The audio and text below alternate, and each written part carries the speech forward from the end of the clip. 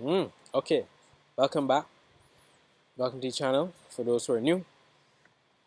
What I wanted to speak on was a continuation of what we discussed in previous video, yeah? And what has been coming up more as I actually delve into this a bit more with the frame, or what would be considered to be the blinking universe hypothesis.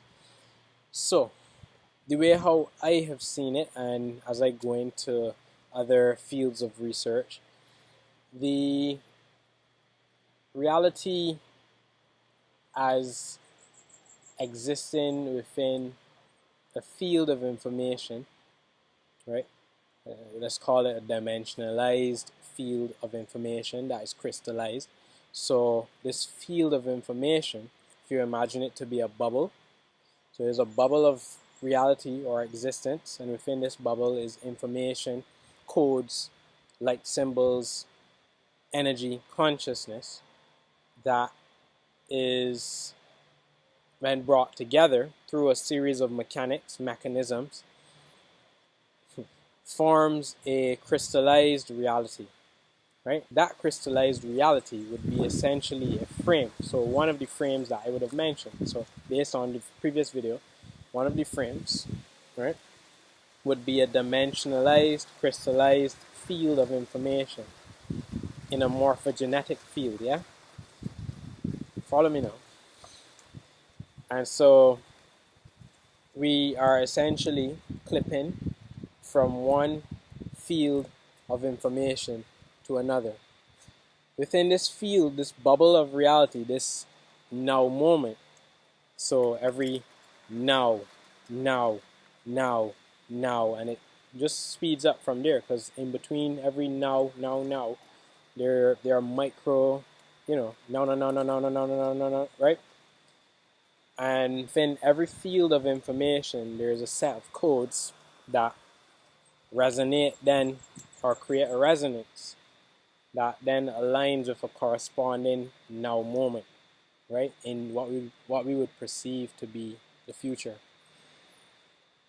And so we constantly clip into these different realities based on our corresponding energy, our personalized frequency, right? And as we change our intentions in our reality, as we change our perspectives, for example, some people on YouTube, they do it, right, where they move the wind and stuff like that. But the way how I see it is they are changing their belief to the wind being something that is just completely autonomous to something that they can direct with their consciousness.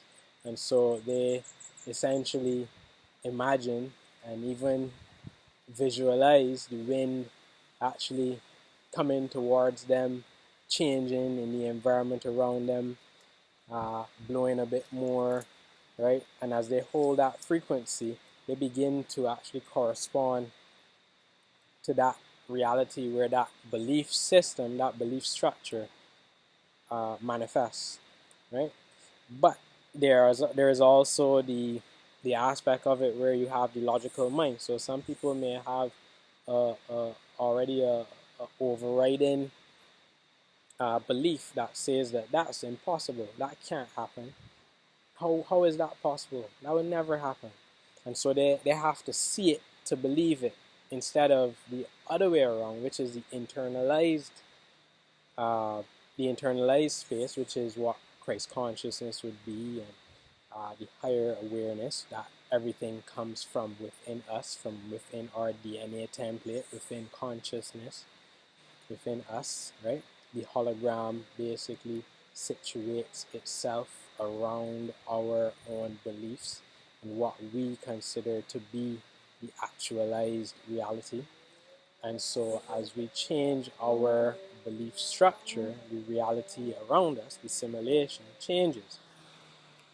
But what we have landed ourselves in is a perspective, and this is what the false matrix is, what I see it as, is a externalization of our own power, of our own awareness. So most people see the world as a complete the externalized reality. So the external reality takes precedent over your internal state. Whereas when you go into manifestation and the law of one and going into the secret and all the other stuff that deals with like manifestation and materialization, it comes from the internal state. You have to change your internal state in order to see the external reality change. And there's a process in between there where we change our belief, right? So you change your belief system and you change your internal state. You lock into an internal state of being, right? Feeling the emotions that come up with this reality that you're now seeing within yourself.